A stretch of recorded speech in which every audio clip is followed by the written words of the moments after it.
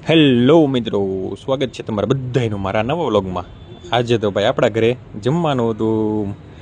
મસ્ત yummy yummy બધું હતું જમવાનું ભાઈ. જો પાર્થભાઈ ને કાકા ને પંતુભાઈ ને રઘુભાઈ ને ફુવા ને સસરાઈ છે વાત તો હા છે ને. પણ આમ જો બધા બેઠા હતા મહેમાન ને ભાઈ, ડીશું તૈયાર થતી હતી. અને આ બાજુ આમ જો ભાઈ મનુભાઈ ને નમુબેન ને બધા રમતા હતા છોકરાઓ. હા પછી ભાઈ જગ્યા કરી ખાલી ને આમ જો આવી ગઈ ડીશ ને બધા બેસી ગયા હતા. બટેકાનું શાક ને આમ જો ગોટા ને ચટણી ને પાપડ ને રોટલી ને શાક ને હતી જમાવટ. ભાઈ બધા બેસી ગયા હતા.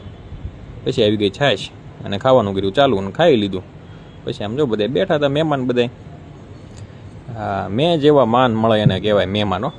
હા ફૂ આવી ગયા હતા. પછી તો પવનભાઈ આવી ગયા હતા ને પારસભાઈ આવી ગયા હતા ને જો વાહ ભાઈ વાહ, આનંદ લેતા હતા ભાઈ જમણવારનો. હા પછી અમે બધા છોકરાઓ નીકળી ગયા હતા ભાઈ સોડા પીવા. જો પાર્થભાઈ છે, આ પંથુભાઈ છે, કુમાર છે, પવનભાઈ છે, પારસભાઈ છે, હિતેનભાઈ છે. અને આ પારસભાઈ ને પવનભાઈ ગાડી લઈને આવ્યા હતા.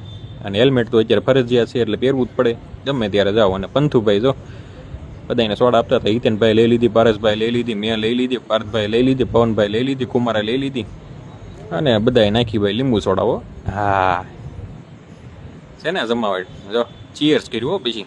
અને ભાઈ આમાં મોટા દેશ વિદેશની વાતો હાલતી હતી સરસાઓમાં સોડા પીતા. હા સરસા બીજ સોડા. હા અને એકડો જો પવનભાઈ કે કેવી છે સોડા, એટલે આપણે કહી દીધું એકડો. બધાએ પૂછી લીધું ભાઈ સોડા કેવી છે, એટલે બધાએ કહી દીધું એકડો. હાલો મળીએ કાલે નવા વ્લોગમાં. Bye bye, good night.